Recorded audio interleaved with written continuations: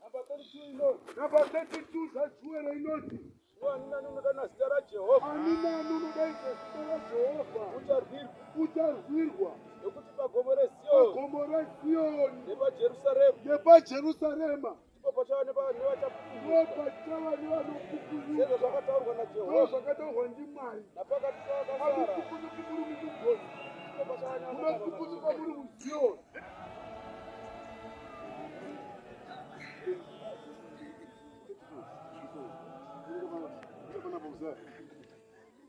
Right.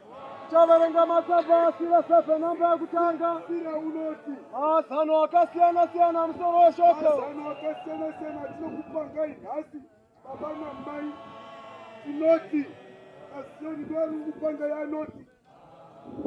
Kudzidza wani namba inoti. Wani namba inoti. Rega kuita zvakaipa. Rega kuita zvakaipa kubva nhasi. Akaipa zvizokuwirawo. Atidi kuzoti madini. Marowana pano. Kana kuti matukana kuti manyima nemari. Atichadi kuzvizwa. Kana kuti matadze kuye kuchechi mumatenga. Neni. Tatadze murume mukadzi kaweni. Sizai. Tunamba inoti. Zenga zvito zvakaipa. Kuti zvizokunzengawo. Tiri namba inoti. Mwanangu, usadyara mihomba yezvakaipa. Hauzokohwi zvakapetwa kanomwe. Tichaita madzokororo kutangira pawani namba inoti. Rega kuita zvakaipa. Nokuti zvakaipa zvizokuwirawo. Zenga zvito zvose zvakaipa. Kuti zvigozokunzenga iwo. Iwewe mwanangu, usadyare mihomba yezvakaipa. Hauzokohwi zvakapetwa kano. Usakumbira kupiwa ukuru hwaMwari. Kana kupiwa chigaro chapamusoro namama.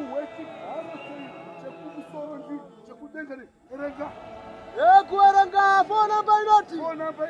Usakumbira ukuru kuna Mwari. Kana kupiwa chigaro chapamusoro namadzimambo. Rega kuzviita munhu akarurama pamberi paMwari. Kana kuzviita munhu akangwara pamberi paMwari. Usatsvaga kuva mutongi wemhosva. Ungadaro ukazotadza kubvisa uipi.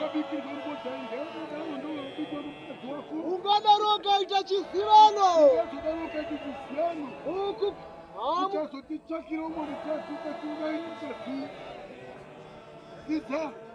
Savani mashoko. Regera kukanganisira vanhu. Kana iwewe kuzvifumurawo kuvanhu. Regera kudzokorera chitedzo chavakamboita. Nokuti kunyange chitedzo chimwe chete. Uchatongochirangarirwa. Usafunga kuti Mwari achatarisa kuwanda.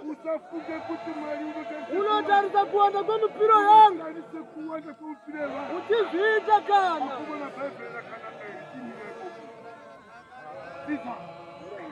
Kutangira zvapa 6 mashoko.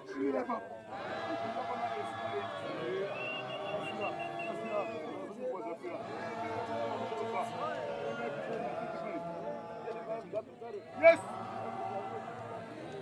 Yes.